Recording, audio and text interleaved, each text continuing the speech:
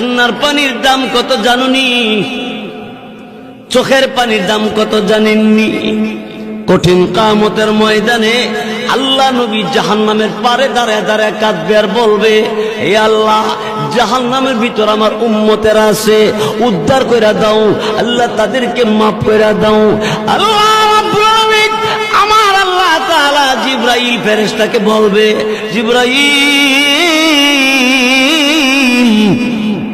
আমি আল্লাহর কুদরতি দরবারে পানির পাতিল আছে, পানির পাতিল নিয়ে যাও, আমার নবীর কাছে নিয়ে দিবা। নবীকে বলবা এই পাতিলের পানিটা জাহান্নামের ভিতরে ছেড়ে দেওয়ার জন্য। রাসূলের কাছে জিবরাইল পানির পাতিল দিবে, আর জিবরাইল ফেরেশতার কাছ থেকে রাসূল পানির পাতিল পাইয়া পানিটা জাহান্নামের ভিতরে ছেড়ে দিবে। জাহান্নামের আগুন ঠান্ডা হয়ে যাবে, নিভে যাবে।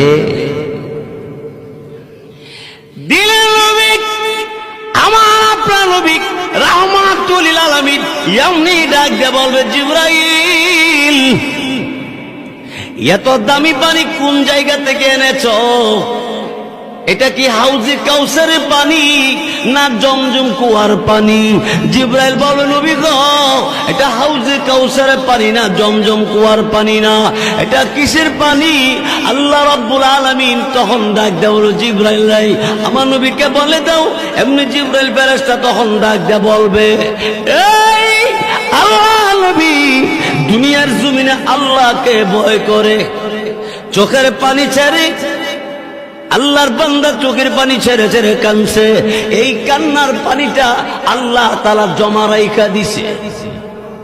আপনি করিগর গভীর রাইতে তাহাজ্জুদের নামাজে রাত কাটাইলে গভীর রাইতে আর ঘুমায় না, এমন অনেক মানুষ আছে। বহু লোক আছে, অল্প বয়সের আছে, মহিলাদের মধ্যে আছে, পুরুষের মধ্যে আছে। কত মানুষ শেষ রাইতে আর ঘুমায় না, ওযু বানাইয়া তাহাজ্জুদের নামাজে দাঁড়াইলে যায়।